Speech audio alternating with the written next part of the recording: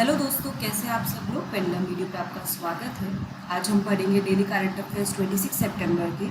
तो जल्दी इस सेशन को ज्वाइन कर लीजिए और जिन्होंने चैनल को सब्सक्राइब नहीं किया है इसको सब्सक्राइब करें और बेल आइकन को जरूर प्रेस करिए नोटिफिकेशन के लिए। आप हमें टेलीग्राम पे भी ज्वाइन कर सकते हैं, वहाँ पे स्टडी मटेरियल अवेलेबल है आपकी प्रिपरेशन के लिए। और जो लोग एसएससी सीजीएल टायर 2 का एग्ज़ाम देने वाले हैं उनके लिए टेस्ट सीरीज़ भी हमने लॉन्च कर दी है, आप उसको जाके ज्वाइन कर सकते हैं। उसमें जो क्वेश्चन पेपर्स हैं, जो सॉल्यूशंस हैं, उसमें आपको प्रीवियस ईयर भी मिलेंगे एंड जो सॉल्यूशंस हैं उसमें ट्रिक बेस्ड सॉल्यूशन भी होंगे क्वांट के लिए एंड एक्सप्लेनेटरी सॉल्यूशंस भी रहेंगे, तो वो आपके लिए काफ़ी हेल्पफुल रह सकते हैं। तो आप उसको एक बार ट्राई करिए, फ्री मॉक टेस्ट भी अवेलेबल है उसका, आप उसको ट्राई करके देखिए, ठीक है, कि आपकी प्रिपरेशन कैसी चल रही है।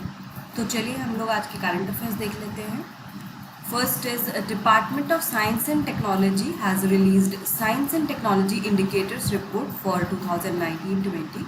So Department of Science and Technology ने एक रिपोर्ट जारी की है 2019-20 के लिए, वो है Science and Technology Indicators Report, जिसमें बताया गया है कि जो भारतीय हैं these are not good at innovating ideas and business models। और 2005 से लेकर 2018 तक अब 5,10,000 जो है पेटेंट एप्लीकेशन जो है फाइल हुई है इंडिया में, लेकिन उसमें से सिर्फ 24% क्लेम जो है वो इंडियंस के द्वारा किए गए हैं। और इस रिपोर्ट में ये भी बताया है कि जो भारत में आइडियाज़ और इनोवेशन का जो बैंक्रप्सी है, जो दिवालियापन है, मतलब क्यों आइडियाज़ और इनोवेशन इतना नहीं है, तो उसमें कुछ रीजंस बताए गए हैं। उसमें है एक कि poor investment in research and development by government and private sector. तो गवर्नमेंट और जो प्राइवेट सेक्टर है वो रिसर्च एंड डेवलपमेंट में ज़्यादा निवेश नहीं करती है। दूसरा, जो हमारी हायर एजुकेशन है उसकी बहुत ही दयनीय स्थिति है, वहाँ पर बहुत सारे रिफॉर्म्स करने की ज़रूरत है, वहाँ पे इनोवेशन को प्रमोट करने की ज़रूरत है। Then pure research is not part of our education system. जैसे स्कूल लेवल से लेकर अगर हम बात करें कॉलेज लेवल तक, तो प्योर रिसर्च को कोई प्रमोट नहीं करता है। देन जो प्रैक्टिकल एप्लीकेशन होती है चीज़ों की, वो अच्छे से नहीं होती है, तो वो इनोवेशन आइडियाज़ अगर आते भी हैं तो उनको प्रमोट नहीं किया जाता है, तो वो सब चीज़ों पे ध्यान देने की ज़रूरत है। और lack of infrastructure for research and development, तो प्रॉपर लैब्स होना, ठीक है, जो भी इंफ्रास्ट्रक्चर चाहिए होता है R&D के लिए इन टर्म्स ऑफ फाइनेंस या इन टर्म्स ऑफ जो लैबोरेटरीज़ हैं या फिर फैकल्टीज़ का सपोर्ट है या फिर जो भी चीज़ें जहाँ चाहिए रिसर्च एंड डेवलपमेंट के लिए, तो वो इंफ्रास्ट्रक्चर की कमी भी है। तो ये कुछ रीज़न है जिसकी वजह से भारत में आइडियाज़ और इनोवेशन इतना नहीं है। साथ ही इस रिपोर्ट में ये भी बताया गया कि काफ़ी जो स्टार्टअप हैं भारत में वो फेल हो गए क्योंकि उसमें इनोवेटिव आइडियाज़ नहीं थे which were based on some new technologies. और जो लोग हैं भारत में जो भी स्टार्टअप करते हैं तो ये they usually try to copy the successful concepts और उसमें अपना कुछ ऐड करके कुछ चीज़ें क्रिएट करके तो लोकल मार्केट में उसको लॉन्च करते हैं, जिसके कारण वो सफल नहीं हो पाते। इंडिया में जो पेटेंट फाइलिंग है ये पेटेंट एक्ट्स ऑफ 1970 के अंतर्गत जो है गवर्न किया जाता है। अच्छा, वर्ल्ड में अगर हम बात करें तो चाइना जो है उसने सबसे ज़्यादा नंबर ऑफ पेटेंट्स फाइल किए हैं, उसके बाद USA और फिर जापान का नंबर है, और भारत तो काफ़ी पीछे है। Department of science and technology की बात करें तो ministry of science and technology के अंतर्गत एक डिपार्टमेंट है। इसकी स्थापना 1971 में हुई थी और इसका जो मेन फंक्शन है, जो इसका मुख्य कार्य है, वो देश में विज्ञान और प्रौद्योगिकी के नए क्षेत्रों को बढ़ावा देना है। तो अब जैसे इसके लिए गवर्नमेंट कुछ स्टेप्स ले रही है इनोवेशन को प्रमोट करने के लिए, जैसे अटल इनोवेशन मिशन है, ठीक है, आपने सुना होगा, ये नीति आयोग के द्वारा शुरू किया गया अटल इनोवेशन मिशन है। देन स्कूल्स वगैरह में अटल टिंकरिंग लैब्स जो है वो सेटअप की गई हैं, ठीक है। तो ये सब जो है कुछ इनिशिएटिव है गवर्नमेंट के जो है इनोवेशन को प्रमोट करने के लिए, ठीक है। एक इनोवेट इंडिया करके भी एक पहल गवर्नमेंट ने स्टार्ट की थी, तो इस तरह की पहल की काफ़ी आवश्यकता है। साथ ही जो है भारत में पेटेंट फाइलिंग को प्रमोट किया जा रहा है, उसमें काफ़ी चेंजेस किए गए हैं पेटेंट्स एक्ट में, चीज़ों को और ज़्यादा सरल बनाने के लिए, प्रोसेस को कम थोड़ा सरल करने के लिए, कम करने के लिए, तो इस तरह की चीज़ें भी की गई हैं ताकि इनोवेशन को, स्टार्टअप्स को प्रमोट किया जा सके, ठीक है। स्टार्टअप इंडिया करके भी एक जो है गवर्नमेंट ने स्टार्ट किया, मेक इन इंडिया का प्रोसेस है, जो मिशन है वो भी इसी पर बेस्ड है कि स्टार्टअप्स को उसमें प्रमोट किया जाए, ठीक है। तो काफ़ी इनिशिएटिव लिए जा रहे हैं, लेकिन more needs to be done. Question देख लेते हैं. What are the reasons for the bankruptcy of ideas and innovation in India as per the science and technology indicators report release for 2019-20. 2019-20 के लिए जारी विज्ञान और प्रौद्योगिकी संकेतक STI रिपोर्ट के अनुसार भारत में विचारों और नवाचार के दिवालियापन के कारण क्या हैं? Poor investment in R&D by government and private sector, सरकारी और निजी क्षेत्र द्वारा अनुसंधान और विकास में कम निवेश, pathetic state of higher education, उच्च शिक्षा की दयनीय स्थिति, lack of infrastructure for research and development, अनुसंधान और विकास के लिए बुनियादी ढांचे की कमी, ऑल ऑफ द अबव, ऊपर के सभी. तो क्या होगा इसका सही answer? The correct answer will be option D, यानी कि जो ऊपर के 3 पॉइंट्स हैं तीनों ही इस चीज़ के रीजंस थे. चलिए नेक्स्ट देखते हैं. Government is setting up 10 plastic parks in different state. तो जो ministry of chemicals and fertilizers है उसने एक स्कीम डेवलप की है जिससे वो प्लास्टिक पार्क को डेवलप करेगी in through a cluster development approach. और department of chemicals and petrochemicals ने लास्ट ईयर 6 प्लास्टिक पार्क के सेटिंग अप को अप्रूवल दे दिया था और 4 और को भी अप्रूवल मिल गया है. और उनका जो डिटेल प्रोजेक्ट रिपोर्ट है वो इन प्रोग्रेस है. और ये जो 10 प्लास्टिक पार्क्स हैं ये कहाँ सेटअप किए जाएंगे? ये असम, मध्य प्रदेश, उड़ीसा, तमिलनाडु, झारखंड, उत्तराखंड और छत्तीसगढ़ में सेटअप किए जाएंगे. इनमें से जो टोटल 10 प्लास्टिक पार्क है, 2 जो है मध्य प्रदेश में सेटअप किए जाएंगे. एक तो है तमोद विलेज इन रायसेन डिस्ट्रिक्ट में और एक है बिलौआ. ठीक है, तो ये 2 जगह पर जो है प्लास्टिक पार्क मध्य प्रदेश में सेटअप किए जाएंगे. एक जगह पर जो है एक जो यूनिट है प्लास्टिक पार्क की वो फंक्शनल भी हो गई है. The scheme is funded by both central and state governments. तो ये जो स्कीम है प्लास्टिक पार्क को सेटअप करने की, इसको सेंट्रल और स्टेट गवर्नमेंट दोनों ही द्वारा वित्त पोषित किया जाएगा. Central Institute of Petrochemicals Engineering and Technology has set up a Center for Skilling and Technical Support at Vijayawada in Andhra Pradesh for skill development training programs in the field of plastic engineering and technology. तो CPET जो institute है ये ministry of chemicals and fertilizers के अंतर्गत है और ये जो इंस्टीट्यूट है काफ़ी जगह पर स्टैब्लिश है भारत में. तो उसमें से एक CPET इंस्टीट्यूट जो चेन्नई का है उसने centre for skilling and technical support जो है वो सेटअप किया है विजयवाड़ा में आंध्र प्रदेश में. किस लिए? For skill development training programmes के लिए प्लास्टिक इंजीनियरिंग और टेक्नोलॉजी में. Ministry of chemicals and fertilizers की बात करें तो minister of chemical and fertilizers V Sadananda Gowda है. इसमें 3 विभाग हैं: department of chemicals and petrochemicals, department of fertilizers and department of pharmaceuticals. ठीक है, चलिए हम लोग इससे जुड़ा प्रश्न देख लेते हैं. Which of the following ministries will set up 10 plastic parks across the countries? निम्नलिखित में से कौन सा मंत्रालय देश भर में 10 प्लास्टिक पार्क स्थापित करेगा? Ministry of chemical and fertilizers, ministry of commerce and industry, ministry of culture and ministry of tourism. तो क्या होगा इसका सही आंसर? जल्दी से कमेंट करके बताइए. The correct answer will be option A, that is ministry of chemicals and fertilizers. Next है, hundreds of whales are dying on the Australian coast. In the Australia's biggest mass stranding event, hundreds of whales died along the coast of Tasmania. तो Australia की सबसे बड़े जन असहाय घटना में Tasmania के तट के किनारे सैकड़ों व्हेल जो है वो मर गई हैं. और व्हेल्स जो है या तो वो अकेले या फिर ग्रुप में जो है अपने आप को दुनिया भर के समुद्री तटों पर फंसाए हुए हैं. तो एक्सपर्ट्स के अकॉर्डिंग ये जो पायलट व्हेल्स होती हैं काफ़ी मिलनसार प्रजाति होती है कि अगर ये ग्रुप में चल रही हैं और अगर उनमें से एक भी जो है वो शैलो वाटर की तरफ चलने लगती है तो बाकी भी उसके पीछे पीछे जो है चलने लगती हैं और जिसके कारण जो है वो फंस जाती हैं. तो ऐसा ये एक थ्योरी प्रिडिक्ट की गई है जिसके कारण इनकी मृत्यु हुई है. पायलट व्हेल्स जो है इनको एंडेंजर्ड कैटेगरी में कंसिडर नहीं किया जाता. तस्मानिया की बात करें हम तो ये आइलैंड स्टेट है ऑस्ट्रेलिया का and it is located in south of Australia and it is separated from Australia by the बास स्ट्रेट. तो बास स्ट्रेट से जो है ये ऑस्ट्रेलिया से सेपरेटेड है तस्मानिया. क्वेश्चन देख लेते हैं. Recently hundreds of whales have died along the coast of which country? हाल ही में किस देश के तट के किनारे सैकड़ों व्हेल मर गई हैं? New Zealand, Australia, Bangladesh and Singapore. बहुत ईजी है, जल्दी से बताइए क्या होगा इसका सही answer. The correct answer will be option B, that is Australia.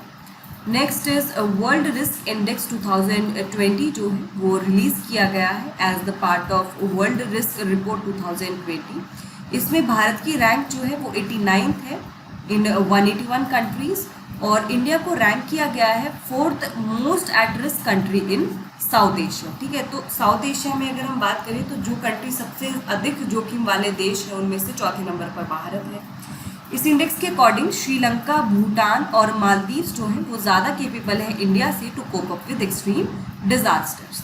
ठीक है, तो इस इंडेक्स में भारत की जो स्थिति है जो क्लाइमेट चेंज से लड़ने के लिए, वो कहा गया है कि भारत जो है खराब तरीके से तैयार है, पूरी तरह से तैयार नहीं है। इस इंडेक्स में जिन भी कंट्रीज़ का स्कोर 52.73 के ऊपर रहा है उनकी कैपेसिटी को बहुत ही ख़राब स्थिति में बताया गया है कि वो एक्सट्रीम नेचुरल डिजास्टर जो है या प्राकृतिक आपदाएं हैं उनसे जो है लड़ने में सक्षम नहीं है। कॉन्टिनेंट्स की अगर हम बात करें तो ओशियानिया जो है वो सबसे ज़्यादा रिस्क पर है। वर्ल्ड रिस्क रिपोर्ट जो है इसको रिलीज कौन करता है? United Nations University Institute for Environment and Human Security and Bündnis Entwicklung Hilft जो है ये इसके द्वारा जो है ये जारी की जाती है world risk report in cooperation with university of Stuttgart in Germany. ठीक है, WRI जो वर्ल्ड रिस्क इंडेक्स है इसको एनुअली रिलीज किया जाता है सिंस 2011, और ये किसी भी कंट्री के लिए एक्सपोजर और वल्नरेबिलिटी को मल्टीप्लाई करके कैलकुलेट किया जाता है। ठीक है, एक्सपोजर को वल्नरेबिलिटी के साथ मल्टीप्लाई करके जो है हर कंट्री के लिए कंट्री टू कंट्री बेसिस पर इसको कैलकुलेट किया जाता है, और वर्ल्ड रिस्क इंडेक्स जो है वर्ल्ड रिस्क रिपोर्ट के पार्ट के फॉर्म में जो है रिलीज किया जाता है। क्वेश्चन देख लेते हैं, what is the rank of India in the world risk index 2020? विश्व जोखिम सूचकांक 2020 में भारत का रैंक क्या है? 120, 89, 94 एंड 71। सो गाइज जल्दी से कमेंट करके बताइए क्या होगा सही answer. The correct answer will be option B, that is 89। Next देखते हैं, birth anniversary of Deen Dayal Upadhyay was celebrated on 25 September, क्योंकि उनका जो जन्म है वो 25 सितंबर 1916 में मथुरा में हुआ था। He joined RSS in 1942 and remain a प्रचारक टिल द एंड, और वो भारतीय जनसंघ के प्रेसिडेंट भी रह चुके थे, और काफ़ी जो गवर्नमेंट की स्कीम्स और प्रोग्राम्स है वो उनके नाम पर जो है वो बनाया गया है, जैसे दीनदयाल उपाध्याय ग्रामीण कौशल योजना, दीनदयाल उपाध्याय ग्राम ज्योति योजना, इस तरह की जो स्कीम है वो उनके नाम पर दी गई है। उन्हें एकात्मक मानववाद के अपने दर्शन के लिए जाना जाता है। Is known for his philosophy of integral humanism. फरवरी 2020 में जो दीनदयाल उपाध्याय की जो सबसे बड़ी मूर्ति है उसको प्रधानमंत्री मोदी द्वारा उसका अनावरण किया गया था। ठीक है, चलिए ये फोटो में देख सकते हैं, ये दीनदयाल उपाध्याय हैं। प्रश्न देख लेते हैं, he was an Indian politician who joined the RSS in 1942 and remained a pracharak till the end. He was born on 25 September 1916 in Mathura and served as the president of Bharatiya Janasangh. Many government schemes and initiatives they have been named after him. Which of the following personalities has been described in the above given passage? वह एक भारतीय राजनेता थे जो 1942 में RSS में शामिल हुए और अंत तक एक प्रचारक बने रहे। उनका जन्म 25 सितंबर 1916 को मथुरा में हुआ था और उन्होंने भारतीय जनसंघ के अध्यक्ष के रूप में कार्य किया। कई सरकारी योजनाएं और पहलों का नाम उनके नाम पर रखा गया है। उपरोक्त दिए गए अंश में निम्नलिखित में से किस व्यक्तित्व का वर्णन किया गया है? Sardar Vallabh Bhai Patel, Ramdhari Singh Dinkar, Deendayal Upadhyay and Shyama Prasad Mukherjee. Guys keep commenting the correct answer. Video को लाइक करिए, शेयर करिए, एंड कोई भी डाउट है तो कमेंट बॉक्स में ज़रूर मेंशन करिए। The correct answer will be option C, that is Deendayal Upadhyay. Next देख लेते हैं, नेक्स्ट इज अंत्योदय दिवस 2020 जो है वो सेलिब्रेट किया गया on the foundation day of Deendayal Upadhyay Grameen Kaushal योजना। ठीक है, तो ये जो ग्रामीण कौशल योजना है 2014 में गवर्नमेंट ने डिक्लेयर किया कि 25 सितंबर को अंत्योदय दिवस मनाएंगे in the honour of 98th birth anniversary of Pandit Deendayal Upadhyay. And on 25 September 2014 government also improved its skill development programme Aajeevika skills and rename the programme as Deendayal Upadhyay Grameen Kaushal योजना। ठीक है, तो गवर्नमेंट ने क्या किया, जो आजीविका स्किल्स नाम से जो प्रोग्राम था गवर्नमेंट का, उसमें स्किल डेवलपमेंट को और इम्प्रूव करने के लिए गवर्नमेंट ने कुछ स्टेप्स लिए और इसको रीनेम कर दिया प्रोग्राम को एज द दीनदयाल उपाध्याय ग्रामीण कौशल योजना. So this program is being organized by the Ministry of Rural Development and is titled कौशल से कल बदलेंगे. दीनदयाल उपाध्याय ग्रामीण कौशल योजना एक demand driven placement linked skilling programme है जो कि मिनिस्ट्री ऑफ रूरल डेवलपमेंट द्वारा चलाया जा रहा है and this is part of national rural livelihood mission. ठीक है, क्योंकि ये इसमें प्लेसमेंट लिंक स्किलिंग प्रोग्राम है तो ये लाइवलीहुड प्रोवाइड करेगा, तो इसलिए मिनिस्ट्री ऑफ रूरल डेवलपमेंट के अंतर्गत है और रूरल लाइवलीहुड मिशन का ये पार्ट है. ये फोकस करता है 15 to 35 year old rural youth पे जो कि पुअर फैमिलीज से आते हैं और इसको 28 स्टेट्स एंड यूनियन टेरिटरीज में चलाया जा रहा है. क्वेश्चन देख लेते हैं. Which year did the government declare 25 September as Antyodaya Diwas? किस वर्ष सरकार ने 25 सितंबर को अंत्योदय दिवस घोषित किया? 2014, 2015, 2016 एंड 2017. सो क्या होगा इसका सही answer? Option A will be the correct answer, that is 2014. Next is a birth anniversary of Satish Dhawan was celebrated on 25 September. He was an Indian rocket scientist who was born on 25 September 1920 in Srinagar, and he was known as the father of experimental fluid dynamics research in India. और वो इसरो के third chairman थे. 1972 में उन्होंने सर्व किया as the chairman of ISRO and उन्होंने विक्रम साराभाई की जगह ली. विक्रम साराभाई कौन है? वो founder of Indian space programme है.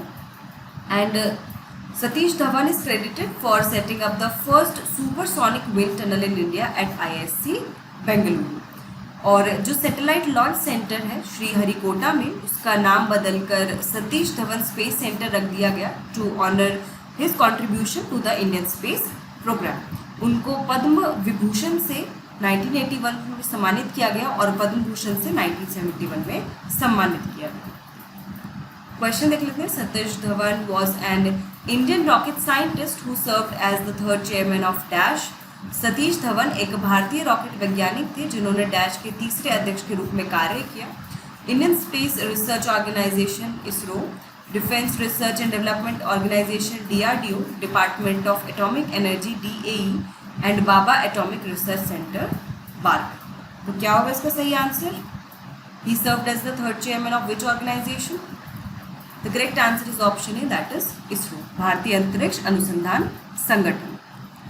Next is responsible AI for social empowerment, that is RAISE 2020, एक मेगा वर्चुअल समिट जो कि AI पर होना है. ये अक्टूबर 5 से लेकर 9 तक ऑर्गेनाइज किया जाएगा और इस समिट को ministry of electronics and IT जो है वो नीति आयोग के साथ मिलकर करेगी. The summit will be inaugurated by prime minister Narendra Modi on 5 अक्टूबर और इस मीटिंग के दौरान जितने भी AI इंडस्ट्री के रिप्रेजेंटेटिव्स हैं वो सभी आएंगे और डिस्कशन होगा यहाँ पर. 6 अक्टूबर को AI स्टार्टअप पिच फेस्ट जो है वो शेड्यूल है जिसमें स्टार्टअप्स को चूज किया जाएगा through the AI solution challenge to showcase their solutions. As per the experts, AI has the potential to add up $957 billion to India's economy by 2035. तो विशेषज्ञों के अनुसार AI यानी कि आर्टिफिशियल इंटेलिजेंस 2035 तक भारत की अर्थव्यवस्था में $957 बिलियन तक जोड़ने की क्षमता रखता है. गवर्नमेंट आर्टिफिशियल इंटेलिजेंस पे फोकस कर रही है और नीति आयोग ने जून 2018 में AI for all, artificial intelligence for all strategy जो है वो रिलीज की. नीति आयोग की बात हम करें तो it is national institution for transforming India. ये जनवरी 2015 में बनी थी और इसने प्लानिंग कमीशन का स्थान लिया था. एंड प्राइम मिनिस्टर जो है इसके एक्स ऑफिशियल चेयरमैन है, जो वाइस चेयरपर्सन है उसको प्राइम मिनिस्टर के द्वारा अपॉइंट किया जाता है. करंट वाइस चेयरपर्सन कौन है? राजीव कुमार है और CEO कौन है? अमिताभ कांत है नीति आयोग. क्वेश्चन देख लेते हैं. When will responsible AI for social empowerment RAISE 2020 a mega virtual summit on artificial intelligence be organised? Responsible AI for social empowerment RAISE 2020 artificial intelligence पर एक मेगा वर्चुअल समिट कब आयोजित किया जाएगा? 25 to 29 September, 26 to 30 September, 1 to 5 October, 5 to 9 अक्टूबर। तो क्या होगा इसका सही आंसर?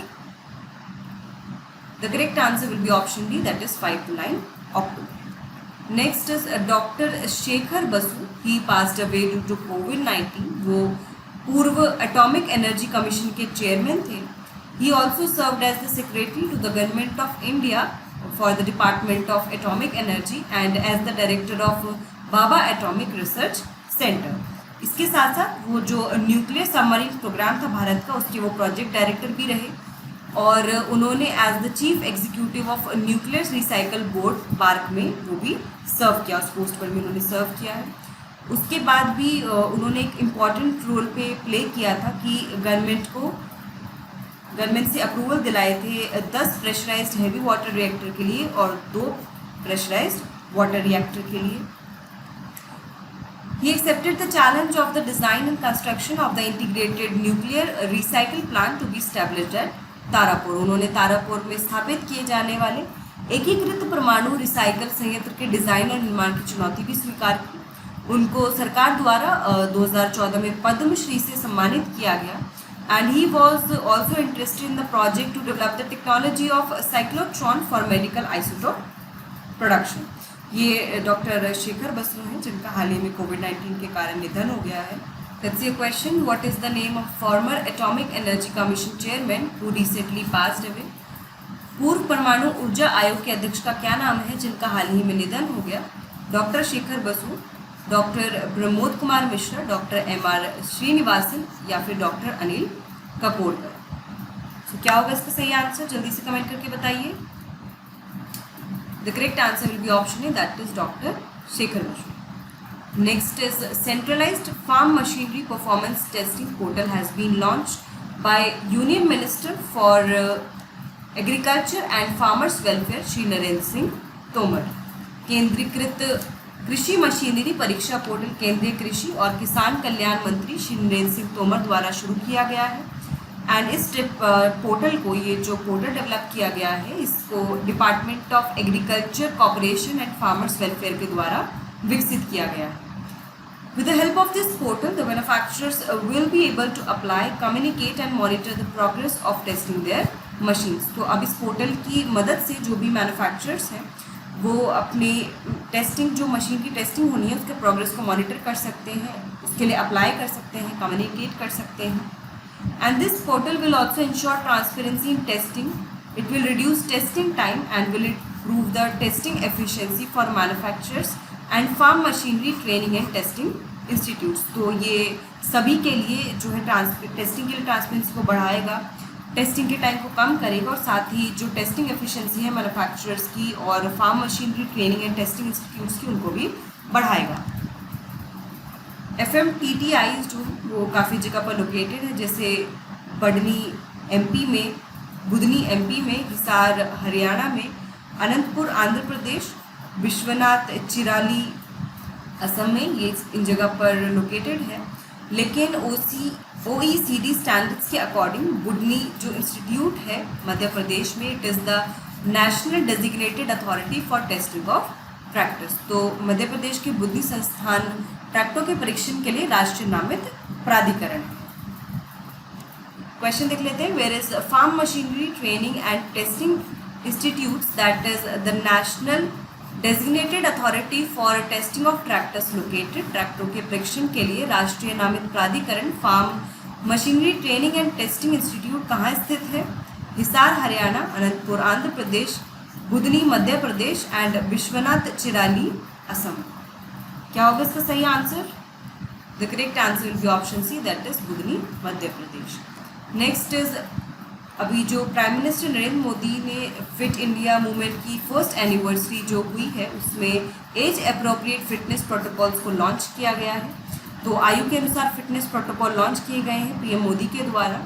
एंड इसके साथ साथ फिट इंडिया डायलॉग इवेंट भी ऑर्गेनाइज किया गया और इसमें प्राइम मिनिस्टर नरेंद्र मोदी ने अलग अलग स्पोर्ट्स पर्सन, फिटनेस एक्सपर्ट्स से जो है बात की। उन्होंने Virat Kohli, Ironman triathlon winner Milind Soman, Paralympian gold medallist Devendra Jhajharia, nutritionist expert Rujuta Diwekar and Afshan Ashiq, a women footballer from Jammu and Kashmir. इन सभी के साथ उन्होंने वार्तालाप की, बातचीत की। He gave the mantra of fitness dose half an hour every day for everyone's health. तो उन्होंने सभी के लिए कहा कि भाई अगर दिन में आप आधा घंटा अपने आप को देंगे तो आपकी जो है फिटनेस जो है एकदम बढ़िया रहेगी। क्योंकि आपने देखा होगा कि ज़्यादातर सब लोग यही सलाह देते हैं कि अगर आपको फिजिकली फिट रहना है तो आपको पूरे दिन में आधा घंटा अपने शरीर के लिए देना होगा। आप कुछ फिजिकल एक्सरसाइज करनी होगी, फिजिकल एक्टिविटी में खुद को इन्वॉल्व करना होगा, तभी आप हेल्दी रह पाएंगे। WHO is having a global strategy on diet, physical activity and health since 2004। तो जो वर्ल्ड हेल्थ ऑर्गेनाइजेशन है, विश्व संगठन, उसने आहार, शारीरिक गतिविधि और स्वास्थ्य पर एक वैश्विक रणनीति बनाई है। 2004 से बना रहा है, उस पर काम कर रहा है। एज अप्रोप्रिएट फिटनेस प्रोटोकॉल जो है, इसको ministry of youth affairs and ministry of family and health welfare के द्वारा जो है जॉइंट रूप से रिलीज़ किया गया है। और ये 3 एज ग्रुप के लिए है, 5 to 18 years, 18 to 65 and above 65 years of age. Fit India movement जो है last year national sports day पर लॉन्च किया गया था पीएम मोदी के द्वारा। एंड अभी इस साल 15 अगस्त को फिट इंडिया फ्रीडम रन जो है वो ऑर्गेनाइज हुआ और ये 2 अक्टूबर तक चलेगा। क्वेश्चन देख लेते हैं। Which of the following personalities did not participate in the fit India dialogue event organised on the first anniversary of fit India movement. Fit India movement की पहली वर्षगांठ पर आयोजित फिट इंडिया संवाद कार्यक्रम में निम्नलिखित में से किस व्यक्ति ने भाग नहीं लिया? विराट कोहली, सचिन तेंदुलकर, मिलिंद सोमन एंड अफशान आशिक। क्या होगा इसका सही answer? The correct answer will be option B, that is Sachin Tendulkar. Next is special ministerial meeting of foreign ministers of CICA was held recently. और इसमें जो हमारे एक्सटर्नल अफेयर्स मिनिस्टर हैं डॉक्टर S जयशंकर, उन्होंने पार्टिसिपेट किया। इस मीटिंग के दौरान उन्होंने बताया कि इंडिया का जो सेंट्रल एशियन कॉपरेशन है और जो इंडो पैसिफिक ओशन इनिशिएटिव है, जो पीएम मोदी के द्वारा नवंबर 2019 में लॉन्च किया गया था during the 14th east Asia summit in Bangkok Thailand, उसके बारे में उन्होंने जिक्र किया। ईस्ट एशिया समिट जो है ये मीटिंग सालाना की जाती है। इसमें आसियान के देश पार्टिसिपेट करते हैं, जो 10 नेशंस हैं आसियान कंट्रीज जो है, और साथ ही इसमें 8 अदर नेशंस पार्टिसिपेट करते हैं, जिसमें India, Australia, China, Japan, New Zealand, Russia, south Korea और US शामिल हैं। Conference on interaction and confidence building measures in Asia, CICA की हम बात करें तो एक इंटर गवर्नमेंटल ऑर्गेनाइजेशन है जिसका सेक्रेटेरिएट कजाकिस्तान में है। ये 1999 में स्टैब्लिश हुआ था और इसमें 27 मेंबर स्टेट्स। क्वेश्चन देख लेते हैं। Special ministerial meeting of foreign ministers of CICA was held recently. Where is the secretariat of CICA? CICA के विदेश मंत्रियों की विशेष मंत्री स्तरीय बैठक हाल ही में आयोजित की गई। CICA का सचिवालय कहाँ पर है? India, Japan, Kazakhstan and China. So क्या होगा सही आंसर इसका? गाइस कमेंट करते रहिए correct answer. The correct answer will be option C, that is Kazakhstan. Next is the 51st international film festival of India. It has been postpone from 20 to 28 November 2020 to 16 to 24 January 2021। और ये जो festival है ये virtual और physical form दोनों में held किया जाएगा। और जितने भी इंटरनेशनल फिल्म फेस्टिवल सर्किट में फेस्टिवल्स ऑर्गेनाइज किए गए हैं उनमें जो कोविड रिलेटेड प्रोटोकॉल चलाए गए हैं वो सेम उसमें इम्प्लीमेंट किए जाएंगे। 50th international film festival of India जो है ये गोवा में हुआ था फ्रॉम नवंबर 20 to 28 2019 में। और जो international film festival of India है ये 1952 से स्टार्ट हुआ था। ये एनुअली जो है और जॉइंटली ऑर्गेनाइज किया जाता है डायरेक्टरेट ऑफ फिल्म फेस्टिवल्स और गवर्नमेंट ऑफ गोवा के द्वारा। क्वेश्चन देख लेते हैं। International film festival of India has been postpone from 20 to 28 November 2020 to 16 to 24 January 2021। It is the dash edition of IFFI। Bharat का अंतर्राष्ट्रीय फिल्म महोत्सव 20 से 28 नवंबर 2020 से 16 से 24 जनवरी 2021 तक के लिए स्थगित कर दिया गया है। ये IFFI का डैश संस्करण है, 50th, 51st, 52nd and 53rd। तो क्या होगा इसका सही answer? The correct answer will be option B, that is 51st। Next is Uttar Pradesh government ने एक पोर्टल लॉन्च किया है जिसका नाम है यूराइज पोर्टल। एंड ये जो पोर्टल है ये स्टूडेंट्स को लर्निंग के लिए, करियर काउंसलिंग के लिए और यूपी में एम्प्लॉयमेंट दिलाने में हेल्प करेगा। एंड इस पोर्टल को लॉन्च करते हुए चीफ मिनिस्टर योगी आदित्यनाथ ने कहा कि जो उत्तर प्रदेश है वो पहला स्टेट है जो इस तरह का यूनिफाइड पोर्टल जिसने लॉन्च किया है और साथ ही जो नेशनल एजुकेशन पॉलिसी है उसको इम्प्लीमेंट किया है। This portal will provide students access to e content, e library and online courses in the most interior areas of UP. तो यूपी के जो पिछड़े से पिछड़े या फिर आंतरिक से आंतरिक जो क्षेत्र हैं उन तक ये स्टूडेंट्स को ई-कंटेंट, ई-लाइब्रेरी और ऑनलाइन कोर्सेज जैसी सुविधा प्रदान करें। उत्तर प्रदेश की हम बात करें तो पॉपुलेशन के मामले में ये भारत का सबसे टॉप पर स्टेट है और एरिया की बात करें, क्षेत्रफल की बात करें तो इसकी रैंक 4th है। चीफ मिनिस्टर यहाँ पर योगी आदित्यनाथ हैं, गवर्नर आनंदीबेन पटेल हैं, डिप्यूटी चीफ मिनिस्टर्स यहाँ पे दिनेश शर्मा और केशव प्रसाद मौर्य हैं, स्टेट कैपिटल लखनऊ है और उत्तर प्रदेश की जो है लोकसभा में 80 सीट्स हैं और राज्यसभा में 31 सीट्स हैं। क्वेश्चन देख लेते हैं, which of the following states has recently launch the URISE portal. हाल ही में निम्न में से किस राज्य ने यूराइज पोर्टल लॉन्च किया है? उत्तर प्रदेश, मध्य प्रदेश, गुजरात एंड पंजाब। सो जल्दी से कमेंट करके बताइए, बहुत ईजी क्वेश्चन है। The correct answer will be option A, that is Uttar Pradesh. Next is 3 years have been completed of Saubhagya scheme. Saubhagya scheme के 3 वर्ष पूरे हो गए हैं। सौभाग्य यानी कि प्रधानमंत्री सहज बिजली हर घर योजना और ये 25 सितंबर 2017 को स्टार्ट हुई थी। स्कीम का जो मेन ऑब्जेक्टिव है कि हर घर में बिजली पहुंचाना है, चाहे वो ग्रामीण क्षेत्र में हो चाहे वो शहरी क्षेत्र में हो। So it aims to provide rural as well as urban electrification, ठीक है, और 24/7 इलेक्ट्रिक सप्लाई को सुनिश्चित करना है। ये स्कीम जो है ये मिनिस्ट्री ऑफ पावर के अंतर्गत जो है चलाई जा रही है। इसका ऑब्जेक्टिव है to achieve 24/7 power for all by providing electricity connection to each household in the country. देश में प्रत्येक घर में बिजली का कनेक्शन प्रदान करके सभी के लिए 24/7 विद्युतीकरण यानी कि हमेशा के लिए जो है विद्युतीकरण प्राप्त करना है। This provide subsidy on equipment such as transformers, wires and meters. तो इस योजना के अंतर्गत ट्रांसफॉर्मर, तार और मीटर जैसे उपकरणों पर सब्सिडी प्रदान की जाती है। और इस स्कीम में जो डिस्कॉम्स हैं, जो कि इनफैक्ट इसमें प्राइवेट सेक्टर को भी जो है फाइनेंशियल असिस्टेंस दिया जाता है। Rural electrification corporation limited REC is the nodal agency for the operationalisation of the scheme. तो जो REC है, रूरल इलेक्ट्रिफिकेशन कॉर्पोरेशन लिमिटेड, ये इस स्कीम की ऑपरेशनलाइजेशन एजेंसी है। स्कीम के फ़ायदे क्या होंगे? स्कीम का सबसे बड़ा फ़ायदा ये है कि इससे जो क्वालिटी ऑफ लाइफ है वो इम्प्रूव होगी। जब बिजली की तक पहुंच सुनिश्चित होगी, बिजली मिलेगी, तो केरोसिन का जो इस्तेमाल है जो कि लाइटिंग पर्पज़ के लिए किया जाता है वो भी कम हो जाएगा। तो फॉसिल फ्यूल्स पे जो डिपेंडेंसी है वो कम होगी, पोल्यूशन कम होगा। देन ये जो है कम्युनिकेशन को इम्प्रूव करेगा, ठीक है। देन पब्लिक सेफ्टी को एनहांस करेगा, साथ ही एजुकेशन और हेल्थ सर्विसेज को भी इम्प्रूव करेगा उन पर्टिकुलर रीजन्स में। क्वेश्चन देख लेते हैं, consider the following statements about the सौभाग्य स्कीम। सौभाग्य योजना के बारे में निम्नलिखित कथनों पर विचार करें। The main objective of the scheme is to provide last mile electricity connection to the rural areas only.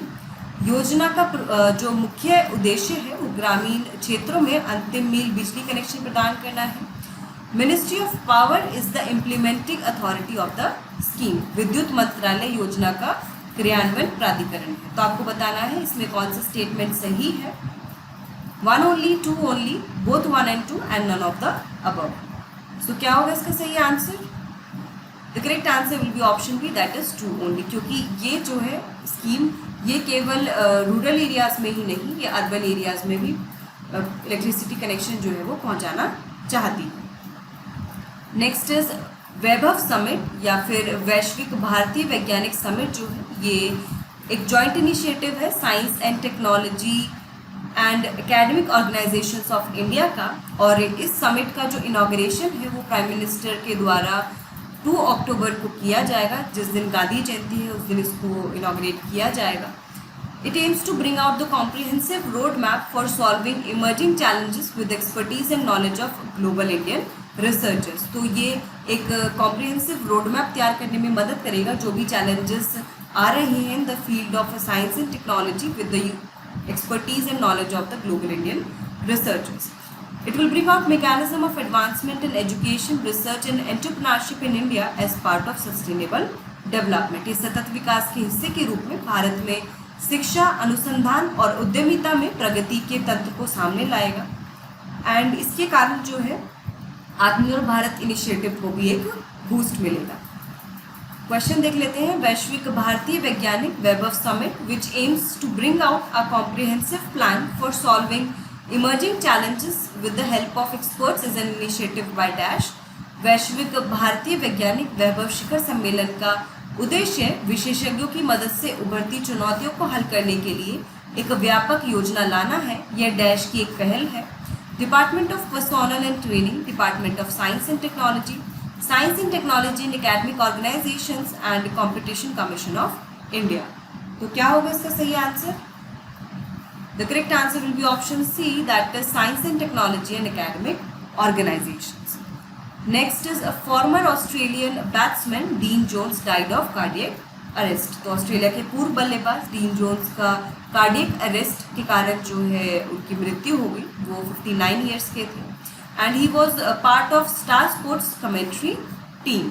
He played 52 test and 164 ODIs for Australia during his international career between 1984 and 1992. चलिए इनसे जुड़ा कुछ प्रश्न देख लेते हैं. Dean Jones passed away recently due to cardiac arrest. To which profession did he belong? Cardiac arrest के कारण हाल ही में डीन जोन्स का निधन हो गया. वे किस पेशे से थे? Actor, politician, dancer and cricketer. So बहुत इजी है. The correct answer is option D, that is cricketer.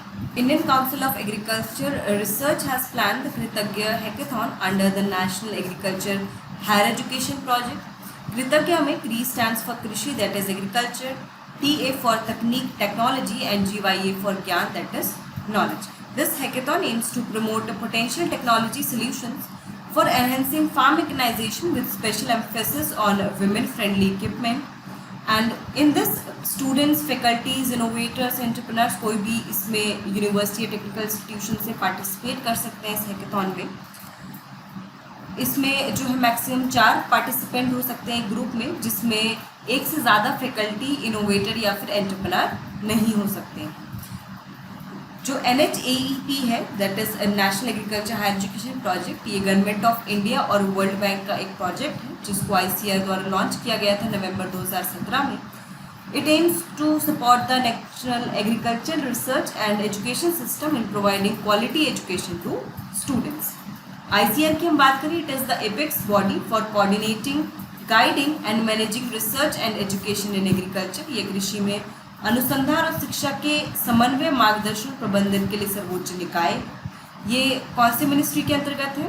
ये ministry of agriculture and farmers welfare के अंतर्गत है. It is the largest network of agriculture research and education institutes in the world. दुनिया में ये कृषि अनुसंधान और शिक्षा संस्थानों का सबसे बड़ा नेटवर्क है.